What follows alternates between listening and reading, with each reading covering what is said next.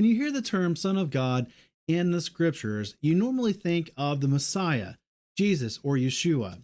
But did you know this phrase, Son of God, is actually used of other people as well? Those of us who are mortal men, and also those angels that it speaks of in various books like Genesis and Job, etc. Didn't know that? Or would you like to know more? Well, stay tuned for this teaching on the phrase Son or Sons of God and what that means.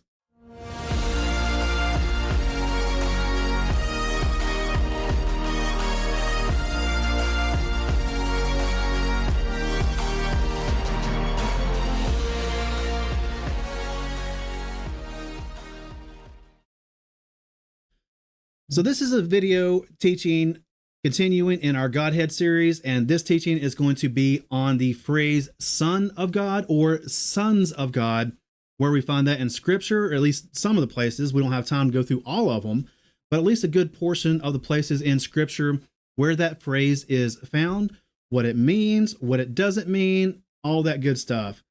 So make sure you have your notebook ready, and if you would like to have even more notes, go down below in the description and you'll find a link to the article post on our website.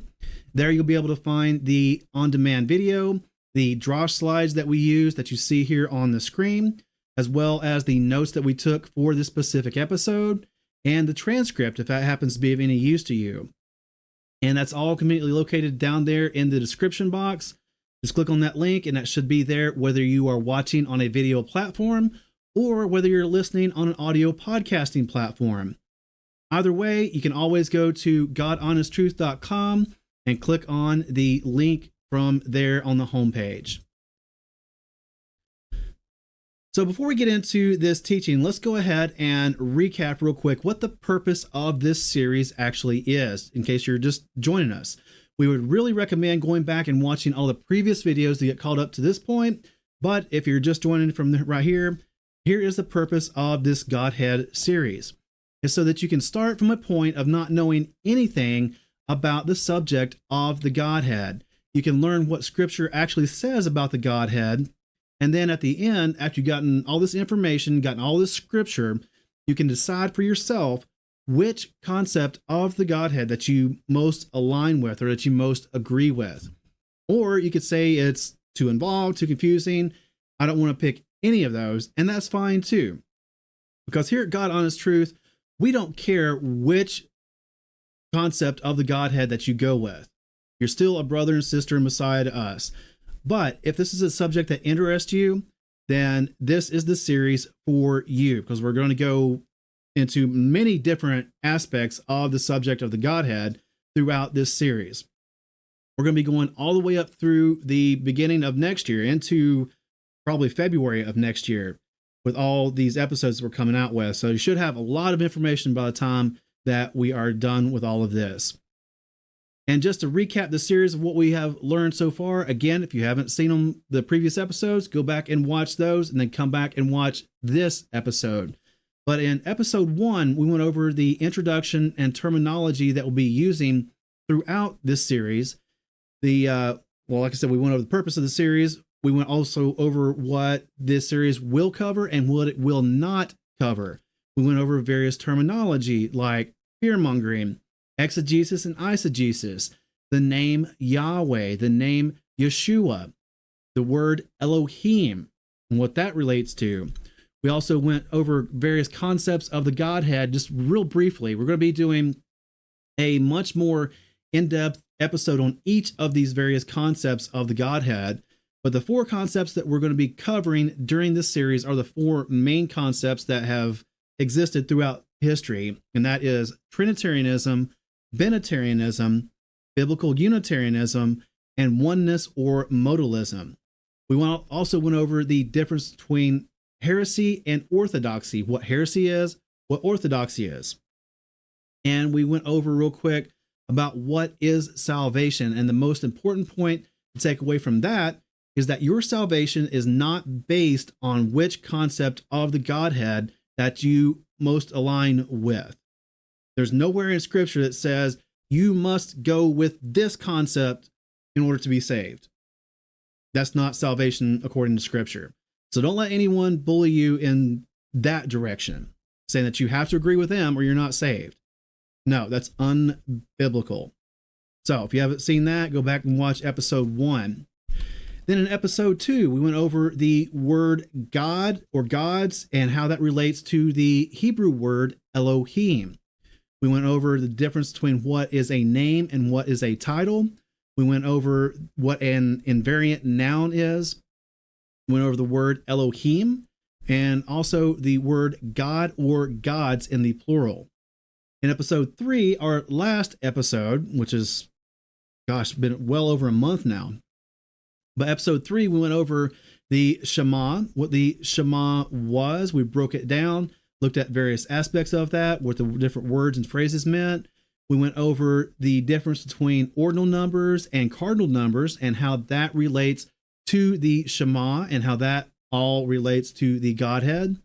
We also went over the difference between unity and unified, especially the difference between the Hebrew words Echad and Yahad.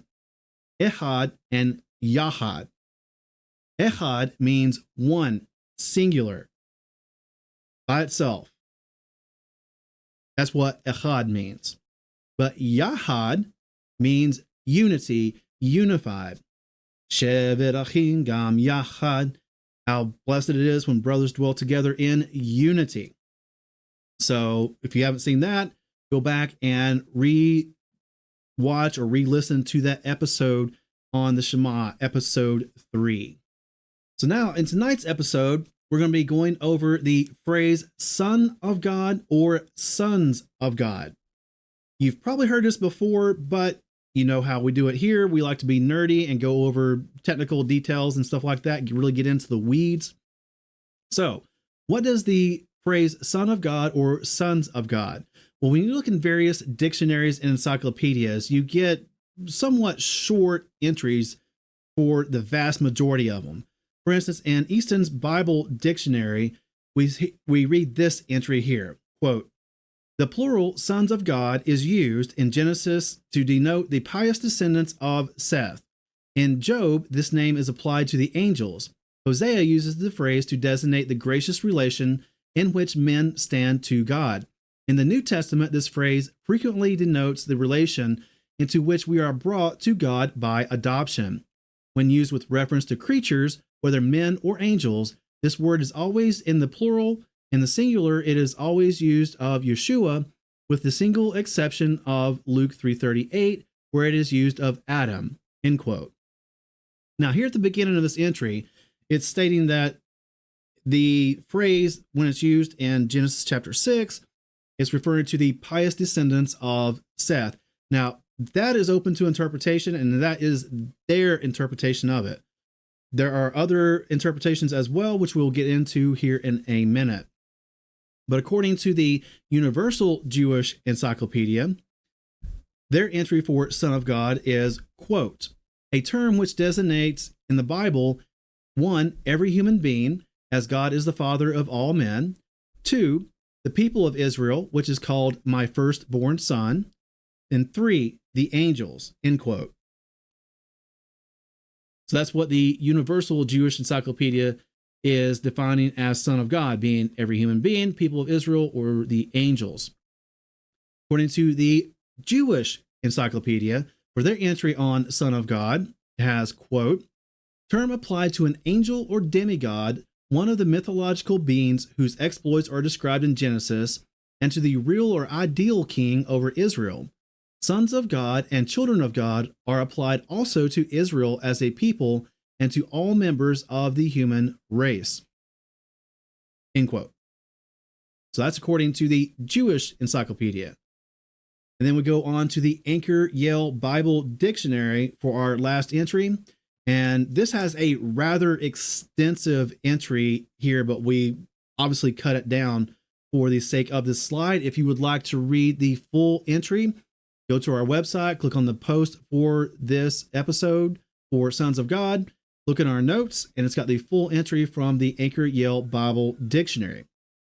But here, for their entry on Son of God, it says, quote, "An honorific whose history began circa 3000 BCE.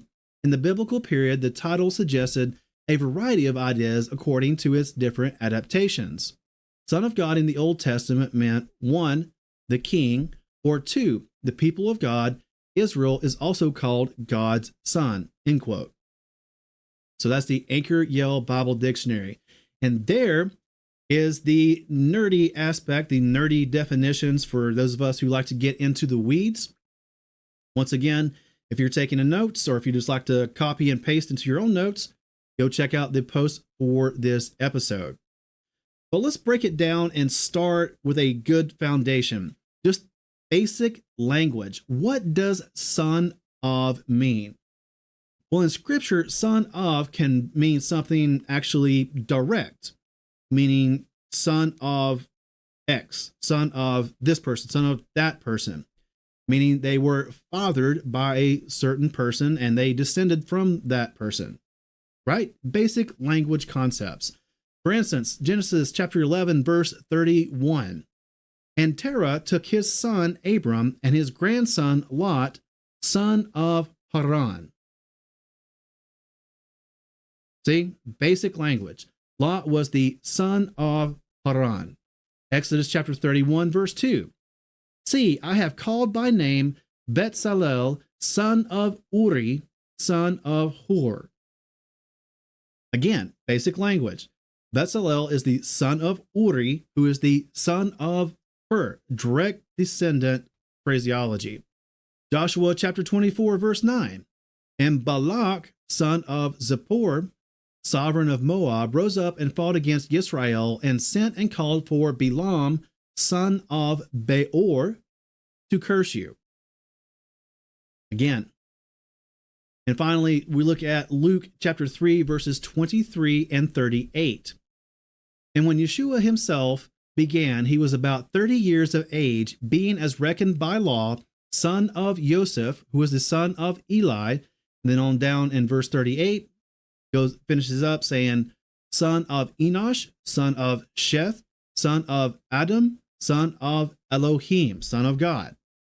So here is saying all these people are direct descendants, that are sons of these certain people. But when it gets back to Adam, it calls Adam the son of God. This is a basic language concept because Adam did not have an earthly mother and father. Adam was a direct creation of God. He was the first man, the first human being that was created. So obviously, his father is God because he had no earthly father. There was no one before him. So Adam is referred to as the son of God. So the phrase son of can sometimes mean, and usually does mean, a direct descendant of someone else, whether that's through creation or birthing or whatever. There's also another usage of the phrase son of in Scripture, and that's when it's referring to something like an attribute or some kind of meaning.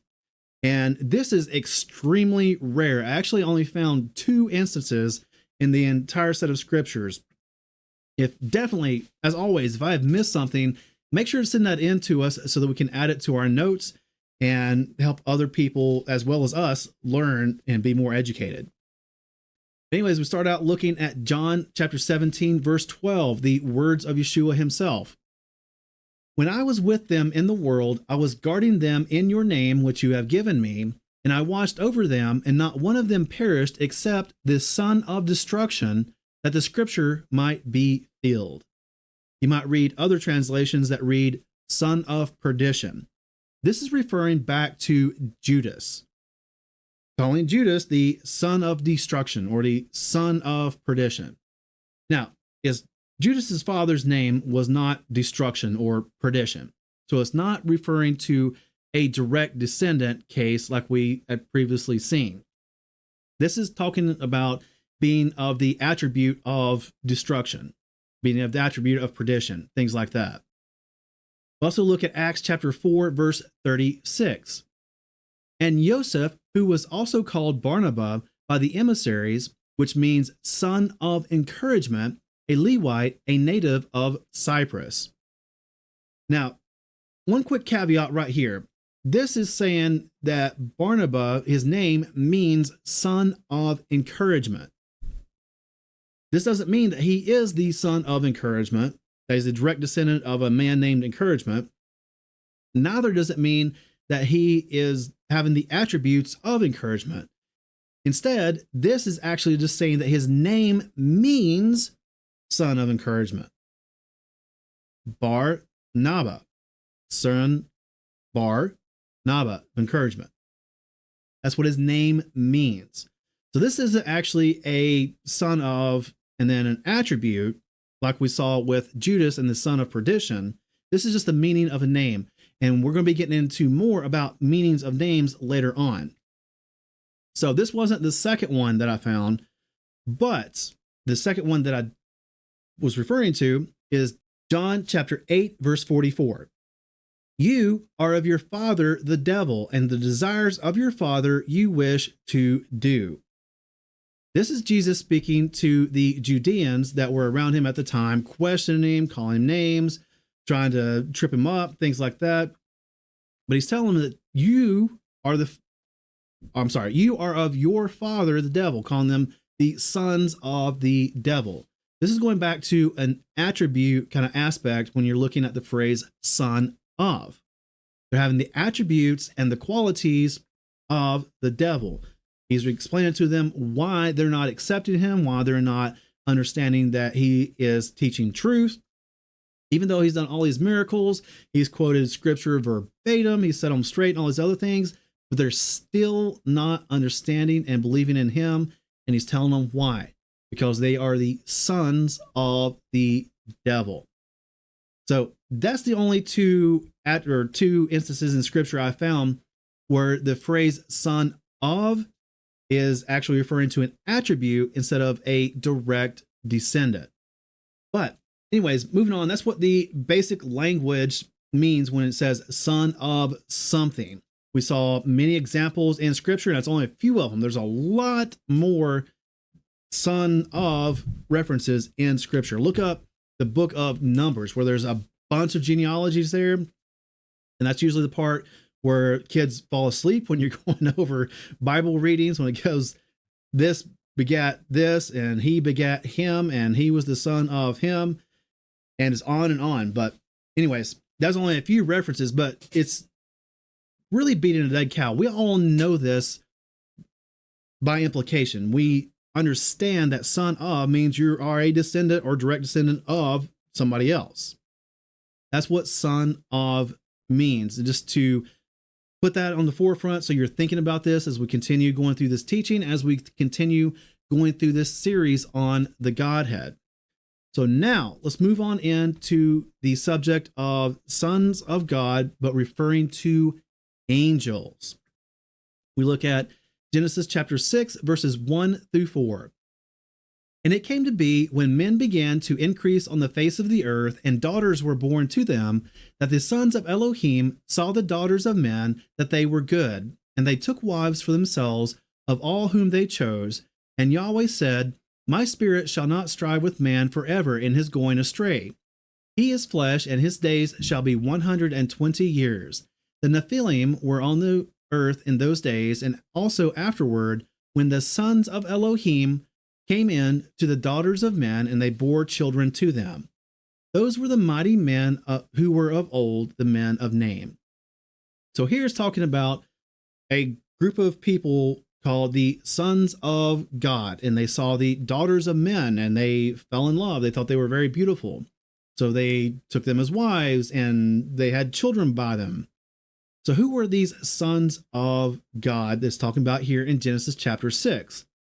Well, when we looked at that first entry from the Bible dictionaries, the Easton's Bible Dictionary, they referred to these as the pious sons of Seth. Now, just to recap real quick, if you don't remember, Seth was the son of Adam, the third son. Remember, he had Cain, Abel, then once they died or got sent off, then he had Seth, and that's who the rest of the lineage came through, all the human race. But think about this. Seth, his descendants, and everyone else that was on earth, except for Noah, his wife, his sons and his sons' wives. Everyone else got wiped off the face of the earth. So if you're talking about the pious descendants of Seth, it would also have to be more directly the descendants of Noah. I don't think it's really talking about men here. There's also another theory that this sons of Elohim is referring to rulers or some sort of kings or leaders. But once again, the phrase here is sons of Elohim, and contrasting that with daughters of men. I don't really think it's referring to leaders or rulers here either, because it's also talking about giants and Nephilim being on the earth and all this other stuff here in this section. So when you have men and women, that's two humans, they beget other men and women. They beget other humans of the same size. It would have to be something out of the ordinary for them to produce giants, right? It just makes sense. When it says sons of Elohim here, we are of the opinion, like a lot of scholars are, that sons of Elohim or sons of God here in Genesis chapter 6 is actually referring to angels, not actual mortal men. And this isn't the only place where sons of God is referring to angels. We look in Job chapter 1, verse 6. And the day came to be that the sons of Elohim, or the sons of God, came to present themselves before Yahweh, and Satan also came among them. So here you've got a scene where the sons of God, or the angels, are round the throne or up in heaven, and they're presenting themselves before Yahweh. Satan was also there. So this is more of like the spirit realm, the heavenly realm, where men are not, mortal men are not there, because mortal man cannot see Yahweh and live. We're told that. But can angels? Yeah. So again, this sons of God here in Job 1:6, we believe is referring to angels. Again, in Job chapter 2, verse 1. Again, the day came to be that the sons of God came to present themselves before Yahweh, and Satan also came among them to present himself before Yahweh. Pretty much the same thing as Job 1:6. You got the sons of God, who more likely is angels in the heavenly realm, presenting themselves before Yahweh. And we get the sense here that it's a direct face-to-face kind of interaction, where they're actually in the presence of Yahweh. Again, mortal man not going to be able to withstand that. So, once again, in Job chapter 38, verses 4 through 7. Where were you when I laid the foundations of the earth? Declare if you have understanding. Who set its measurements if you know, or who stretched the line upon it? Upon what were its foundations sunk? Or who laid its cornerstone when the morning stars sang together and all the sons of God shouted for joy?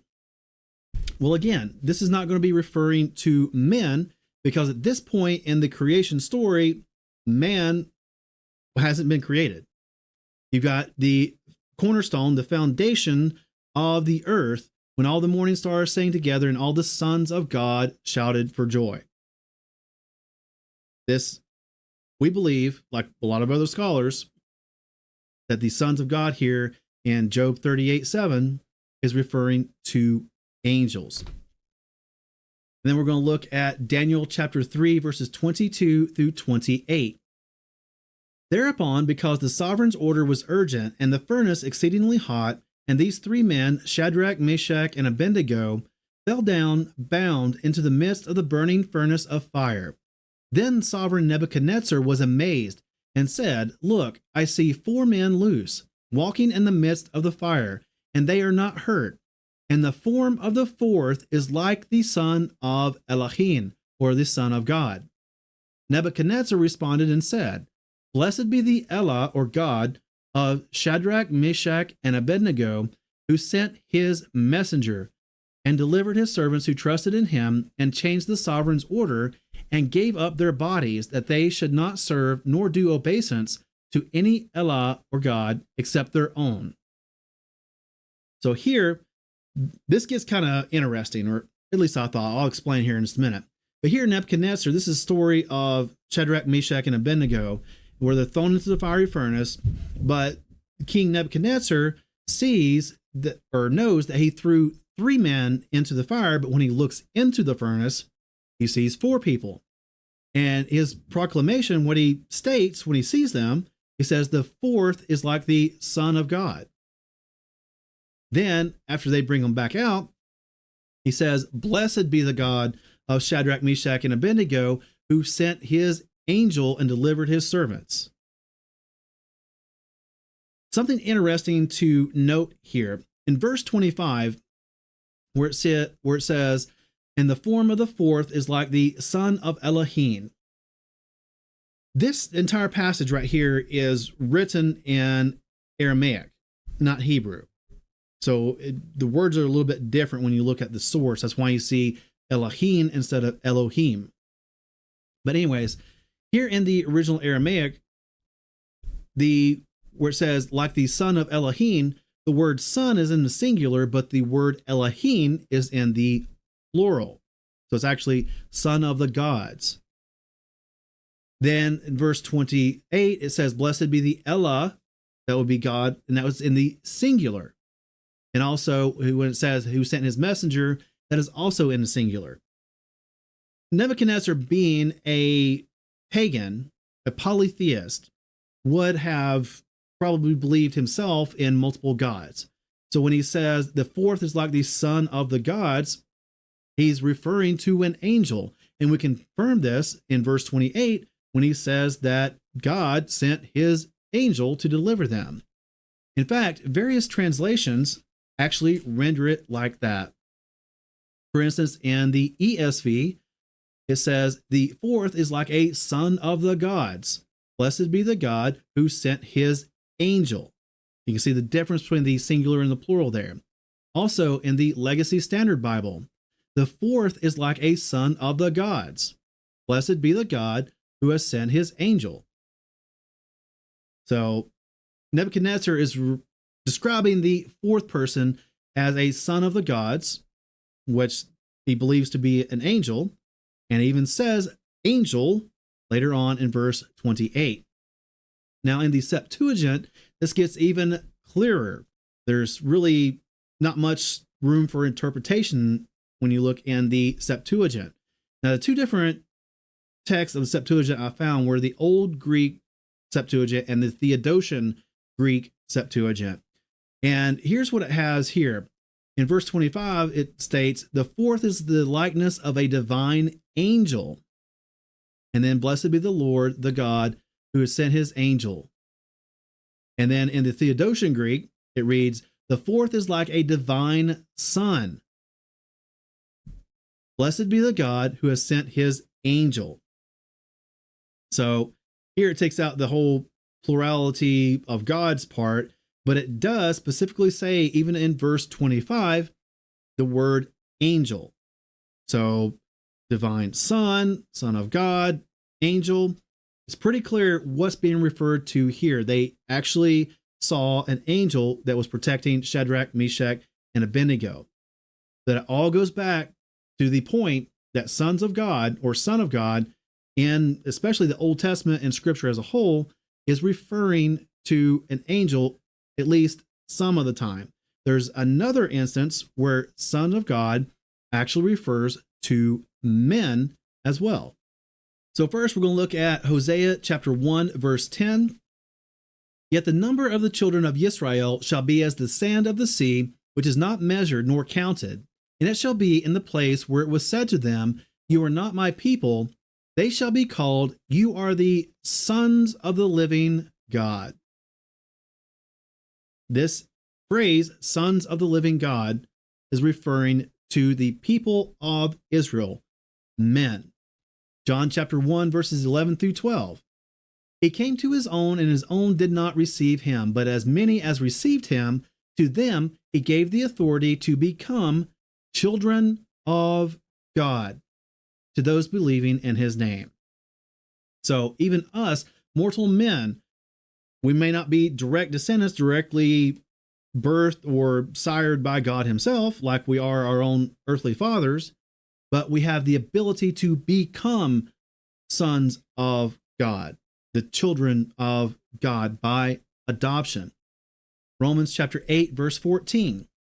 For as many as are led by the Spirit of Elohim, these are the sons of God. 2 Corinthians chapter 6, verses 16 through 18. And what union has the dwelling place of Elohim with idols? For you are a dwelling place of the living Elohim, as Elohim has said, I shall dwell in them and walk among them, and I shall be their Elohim, and they shall be my people. Therefore, come out from among them and be separate, says Yahuweh, and do not touch what is unclean, and I shall receive you. And I shall be a father to you, and you shall be sons and daughters to me, says Yahweh the Almighty. So we don't see this reference to sons of God referring to mortal men as much in the Old Testament, but it is very, very prominent in the Brit Hadashah, or the New Testament. 1 John chapter 3, verses 1 through 2.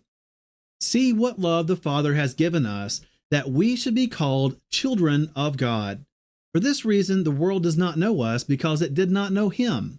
Beloved ones, now we are children of God, and it has not yet been revealed what we shall be, but we know that when he is revealed, we shall be like him, for we shall see him as he is. So this reference to us, the believers, the born again, the saved, the washed in the blood, we are the sons of God, the sons and daughters, like that one verse said, of God. We become the sons of God. We are adopted into, well, that family. But there's so many more references there. You can go and look in our notes. We have tried to get every single instance that we could for the reference to sons of God being to men, mortal men, in our notes. So go check that out at godhonesttruth.com or click on the link down in the description below. But finally, when we wrap up this episode on the phrase son of God or sons of God, we can't go through all of this and not mention the number one son of God, our Messiah, Yeshua. And as you all know, this term son of God is applied to Yeshua more than anyone else. Anyways, as referring to Messiah Yeshua, the phrase son of God is used of Yeshua some 80 times in the Brit Hadashah. It's numerous. We don't have all the 82 times here, but go look it for your go look it up for yourself. We're going to go over some of the more prominent ones, but just a small selection just to prove the point anyways. John chapter 8, verse 42. Yeshua said to them, if Elohim were your father, you would love me, for I came forth from Elohim and am here. For I have not come of myself, but he sent me. John chapter 3, verse 16. For Elohim so loved the world that he gave his only brought forth Son, so that everyone who believes in him should not perish, but possess everlasting life. Matthew chapter 14, verses 32 through 33. And when they came into the boat, the wind ceased, and those in the boat came and did bow to him, saying, truly, you are the Son of God. At his crucifixion, Mark chapter 15, verse 39. And when the captain, who was standing opposite him, saw that he cried out like this and breathed his last, he said, truly, this man was the Son of God. Even Yeshua himself uses this phrase in reference to himself many times, but specifically for tonight, John chapter 10, verses 35 through 36. If he called them Elohim, to whom the word of Elohim came, and it is impossible for the scripture to be broken, do you say of him who the Father set apart and sent into the world, you are blaspheming, because I said, I am the Son of Elohim? So Yeshua referenced himself as the Son of Elohim, as the Son of God. Even the demons knew he was the Son of God. Matthew chapter 8, verses 28 through 29. And when he came to the other side, to the country of the Girgashites, 2 demon-possessed ones met him, coming out of the tombs, very fierce, so that no one was able to pass that way. And see, they cried out, saying, What have we to do with you, Yeshua, Son of God? Have you come here to torture us before the appointed time? So his human adversaries, like the Roman guards, eventually, some of them, came to understand that he was the Son of God. His disciples obviously knew he was the Son of God. The demons knew he was the Son of God, even says specifically that he is the Son of God. Yeshua himself used the title for himself, the title Son of God. So it's just blatantly apparent. The most famous Son of God in all of Scripture is Yeshua, and rightfully so.